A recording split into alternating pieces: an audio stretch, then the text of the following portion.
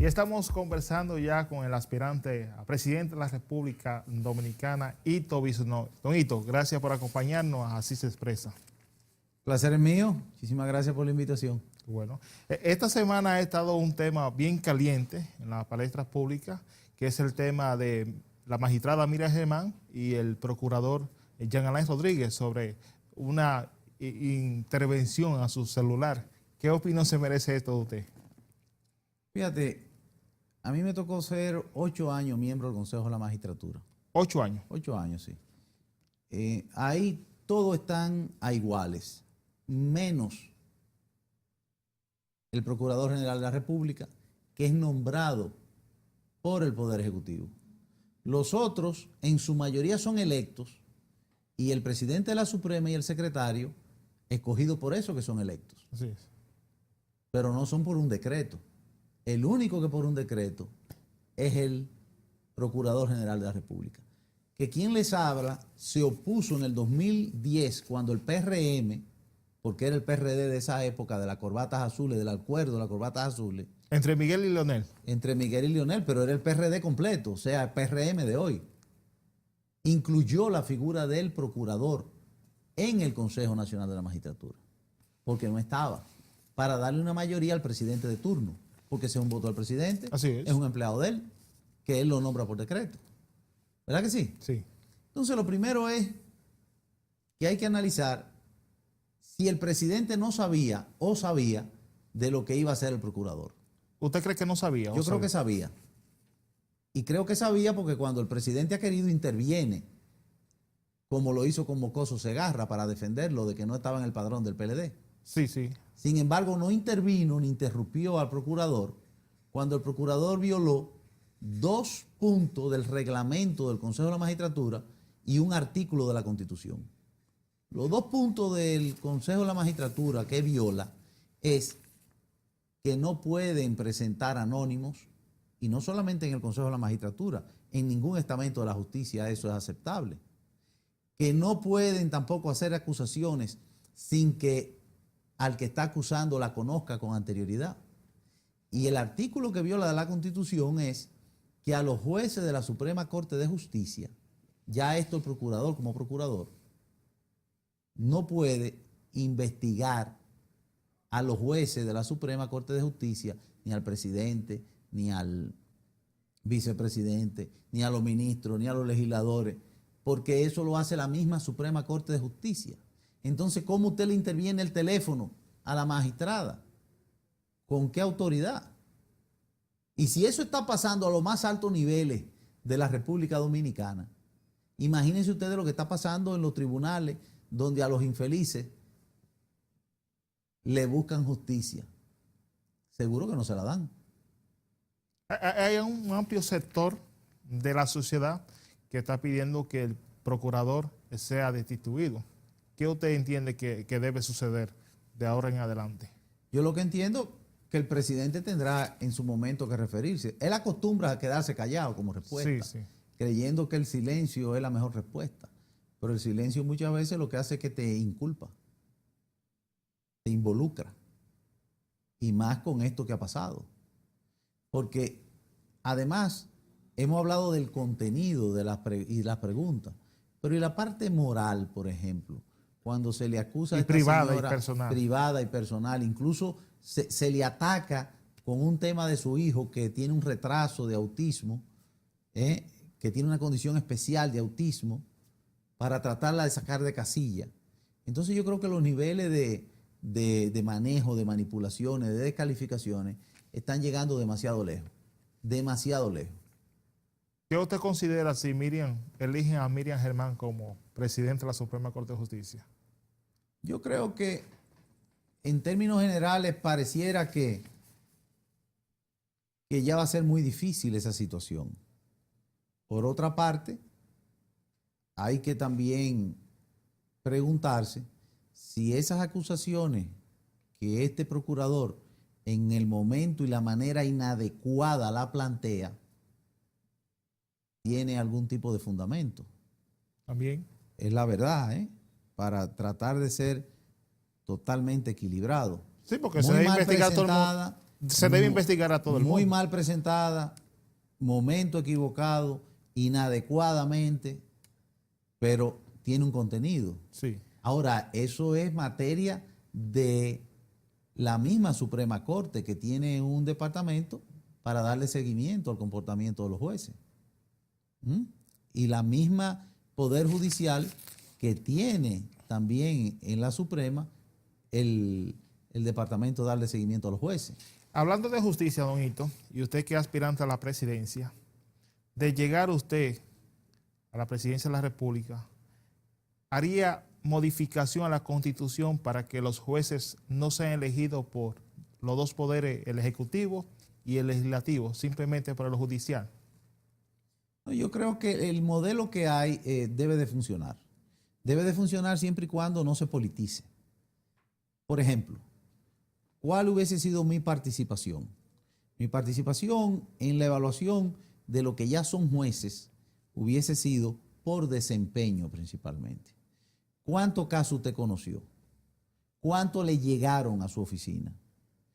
¿Cómo usted lo falló? O sea, si esos casos se lo impugnaron, si fueron aceptados, si fueron apelados, si usted en el transcurso de los 7 años que tiene se preparó, hizo algún curso, hizo algún seminario, estudió algo, si usted es profesor, cómo usted se desempeña, y bueno, y hasta en lo personal, si ha tenido algún problema, incidente, escándalo, sometimiento.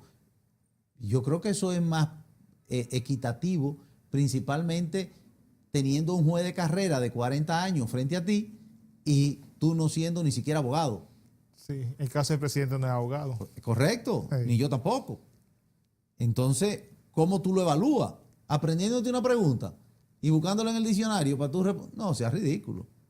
Yo creo que tiene que haber algo de más contenido. Entonces, ahí hay un equilibrio. Fíjate que incluso es una parte de los jueces para que pueda tener continuidad la dinámica. Sí. Y yo creo que está bien. El que yo sacaría del Consejo es al procurador y propuse en el 2010, ahí están las actas en el Congreso, que fuese electo de manera directa por el electorado en las elecciones. Y que si no, fuese electo entonces de manera indirecta, como están los miembros de la Junta Central Electoral o los miembros de la Cámara de Cuentas. De manera que después tenga una independencia, que no dependa de un decreto del Poder Ejecutivo para que no suceda lo que ha sucedido en otras circunstancias. Hay sectores que no entienden porque los subalternos del procurador deben ser fiscales de carrera. En cambio, el procurador nunca es de carrera. Sí, para usted ser fiscal tiene que durar 1 año en la escuela de la fiscalía. Y en este caso el procurador siempre ha sido por decreto. ¿No contradice eso en los mismos reglamentos? No, no lo contradice, y yo creo que la figura del procurador puede ser, a mi manera de ver las cosas, en su momento, electa con diferentes propuestas. ¿Cómo cuáles? Bueno, en unas elecciones nacionales, por ejemplo, Sí. en el 20 pudiera haber otra boleta para escoger procurador, porque aquí hay que romper de una vez y con todas con el tema de la impunidad. Y la impunidad aquí viene de las relaciones políticas. Aquí no hay un solo político que se haya investigado con el debido proceso y que haya sido condenado. Todo lo que hacen es una escaramuza para inhabilitar incluso la causa. Fue lo que pasó con, por ejemplo, con el tema de la Zulán, haciendo un show para que no lo pudieran jugar por lo mismo a los acusados. Lo que hicieron fue un favor al acusado, no un juicio. Que lo tipificaron de ladrón, pero le quitaron las causas, ya no lo pueden jugar por eso 2 veces. Entonces, lo que hicieron fue un favor. Y aquí la justicia tiene matiz político después del 2010. Diputados del PRM han solicitado intervenir al procurador en la Cámara de Diputados. ¿Estaría usted de acuerdo? Mira, yo lo he dicho muchas veces. Lo primero es que la ciudadanía tiene que entender que el balance en la fuerza es importante. En la Cámara no se va a aprobar ninguna impugnación ni ninguna entrevista, yo diría, a ningún funcionario del PLD, porque ellos son mayoría absoluta. Absoluta.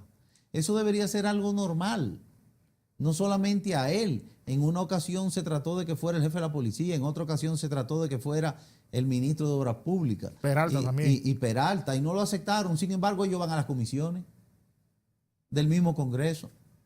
¿Cuál es la diferencia? Un mensaje político. Sí, ¿verdad? Es la única diferencia es cómo tú lo invitas. Es la única diferencia. Entonces, eso debería ser normal porque el Congreso es eso. El Congreso está para auditar, para supervisar, para fiscalizar. Y fiscalizar quiere decir, ven, dame tu rendición de cuentas, dime qué tú estás haciendo. Entonces, lamentablemente eso no va a prosperar. El viernes se celebró el Día Internacional de la Mujer. ¿Qué rol jugaría la mujer dominicana en una gestión suya? Para esto es bueno que los amigos televidentes conozcan cuáles son nuestras redes. @ItoBisonó en el Instagram, ItoBisonó en el Facebook, www.itobisonó.com. Y le pido que me sigan. ¿Por qué? Porque yo pudiera venir hoy aquí con un discurso en sintonía con lo que el viernes era el Día Internacional de la Mujer. Pero yo creo que ahora, con la facilidad de las redes, de la comunicación, que la mayoría de la población, por no decir toda, está comunicada, sabe buscar en internet, deben de hacer su parte. Porque se dice que no hay malos gobernantes, lo que hay son malos electores. Porque alguien lo escoge. ¿Sí o no? Sí, el pueblo. Correcto. Entonces, el rol de la mujer y de la juventud, que la voy a incluir, va a ser un rol primordial. Por ejemplo, la juventud va a tener un 30% de los puestos importantes. Y la mujer vamos a tratar de que haya una equidad en todo. ¿Por qué? Incluso yo creo que la mujer tiene mejor desempeño que los hombres. Se siente más comprometida, tiene más actitud. ¿Y quién no tiene una madre, una abuela, una novia, una hija? Lo que tiene la fortuna, yo tengo una hija y 2 varones. Entonces hay que respetarla y darle la participación como tal. Y si además de eso nos beneficiamos con que las cosas se hagan mejor, pues ahí están. ¿Se ha avanzado en el tema del avance de la mujer aquí en República Dominicana? Yo creo que se ha avanzado poco. Y se ha avanzado poco porque la misma mujer tiene que tener más participación. En esto yo quiero dejar claro que, por ejemplo, para mí el tema de la cuota es un tema que debería de sobrepasarse, porque la mujer tiene sus propias condiciones y su propio espacio muy bien ganado, no por cuota, sino por desempeño. Por ejemplo, mi mamá fue directora del Teatro Nacional, pero no fue porque la escogieron entre, que ahora hay que darle el chance a una mujer porque todos han sido hombres. No, al revés, en el Teatro Nacional quizás han sido más mujeres que hombres. Entonces, por desempeño, es como yo digo, Liselo Marte no fue por cuota, Doña Milagro Ortiz Bosch no es por cuota. Donito, ¿está en su agenda y en su proyecto presidencial el tema de la salud del pueblo dominicano? Es básico el tema de la salud y la educación. Yo creo que invertir en educación es invertir en progreso. Y el tema de la salud, invertir en salud preventiva principalmente, es un tema totalmente necesario en cualquier sociedad que se quiera desarrollar y que quiera prevenir y que quiera incluso gastar menos en salud. Y claro que es primordial. Nosotros que vivimos caminando reiterativamente el país, vemos, por ejemplo, yo estoy de acuerdo con el 911. Yo creo que esa es una de las cosas positivas que puede presentar este gobierno, porque tiene cosas positivas. Todos los gobiernos algo positivo tienen que hacer. Se va a ampliar, dijo el presidente en su discurso. Sí, está bien, pero suponte tú, en Samaná pusieron el 911. ¿Y a dónde llevan a los enfermos? Porque el hospital no funciona. En Neiva no hay hospital, no es que no funcione, es que no hay. En Dajabón no hay. En Santiago Rodríguez no hay. El Cabral Ibáez de Santiago está intervenido y no terminan, ni el Grullón. En Bonao y en La Vega están a media, en Salcedo también. Entonces, ¿de qué estamos hablando? Sí, en Macorís también. Por la dificultad aquí en Santo Domingo, imagínense su pueblo. Entonces, claro que hay que invertir en salud y que hay que ocuparse de la salud. Ahora, quiero dejar algo claro. Varita mágica no tengo, ni voy a prometer varita mágica. Hay que hacer una reestructuración en el desempeño de la economía. El 85% del presupuesto en República Dominicana se gasta en gasto corriente. sueldo, viaje, viático, gasolina, jipeta, teléfono. Tenemos que buscar un ahorro. Un 1% son 40.000 millones de pesos. Si nosotros además la informalidad le damos la confianza de que vamos a hacer la cosa bien y entramos un 1%, que anda por el 52% lo informal, tenemos 80.000 millones de pesos. Entonces ahí pudiéramos tener dinero para invertir en la salud preventivamente. Y eso conlleva un tiempo. Y en el tema de la educación, porque usted incluyó el tema de salud y educación, pero la educación tiene varios ejes. Tenemos los técnicos, tenemos los estudiantes de básica y media, los profesionales superiores, ya educación superior. ¿Cómo usted trabajaría esa parte? Dije que la mejor inversión es la educación, porque en la medida de que un país se hace educado, eso impacta en todo. Lo primero que impacta es en la competencia. Personas educadas, inteligentes, que sepan el rumbo y hacer las cosas, son más competitivos y tienen mejor capacidad de creatividad, de crear su propio negocio o de empleos. Y cuando hay una competencia de empleo, le pagan mejor, porque entonces tienen que competir por buscar los mejores técnicos, ¿verdad que sí? Y el que tiene un trabajo no anda metiéndose en droga o en asalto en la calle, baja la delincuencia. Y cuando tú produces mucho, exporta. Y cuando tú tienes dinero en los bolsillos, entonces crece el consumo, porque tú entonces vas a la tienda y compras un pantalón, una corbata, un teléfono, un zapato, va al cine, compra una pizza, hace un viaje, te va de vacaciones. O sea, la economía se mueve y le conviene a todo el mundo. Entonces la educación es primordial, pasar de las edificaciones, que es lo que se ha hecho hasta ahora, ¿verdad?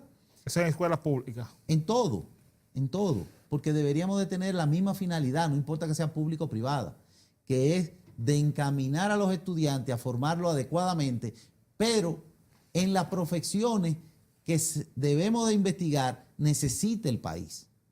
Si nosotros tenemos una cantidad de abogados suficiente, ¿para qué subvencionar y echar más abogados a la calle? ¿Para que anden sin empleo?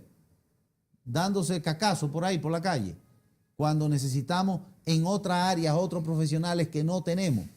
Por ejemplo, nosotros en el área técnica necesitamos una cantidad de profesionales.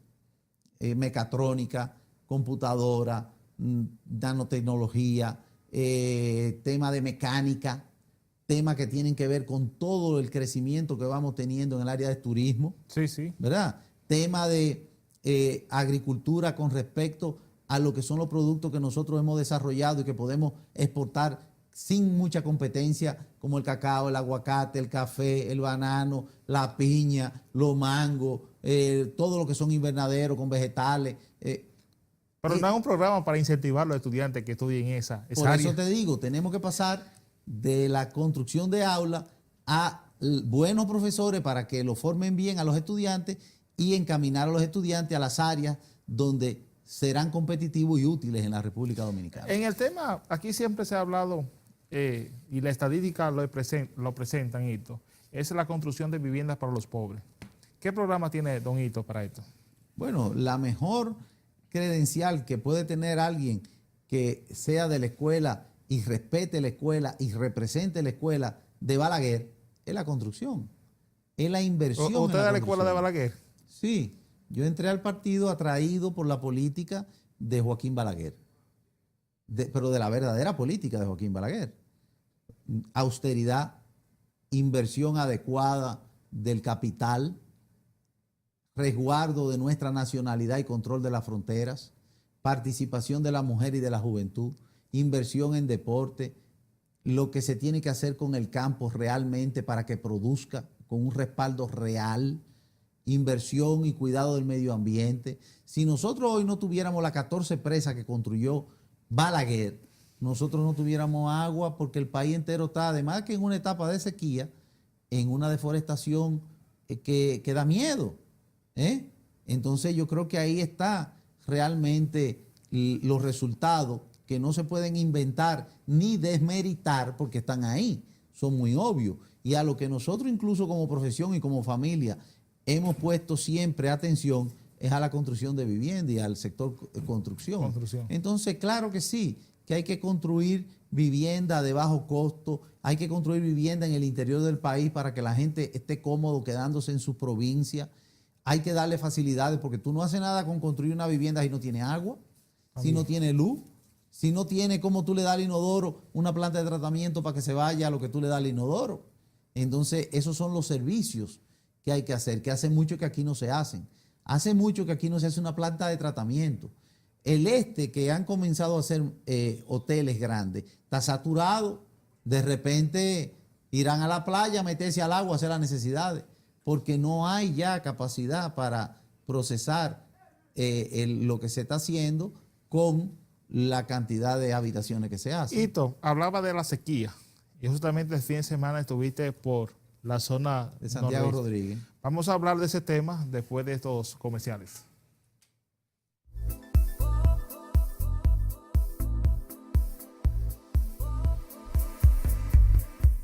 Centro de Estudios Jurídicos NECA CEJUS. Impartimos diplomados, curso taller, conferencias, seminarios nacionales e internacionales, simposio, especialidades. Todas nuestras capacitaciones se realizan en el Salón de Eventos de ICIMED, calle Juan Sánchez Ramírez, casi Avenida Máximo Gómez, Gascue, Distrito Nacional. Para más información, llamar al teléfono 809-965-8643. Visítanos en nuestras redes sociales en Twitter, Facebook, en Instagram. CEJUS RD. CEJUS, educando con sentido de responsabilidad social.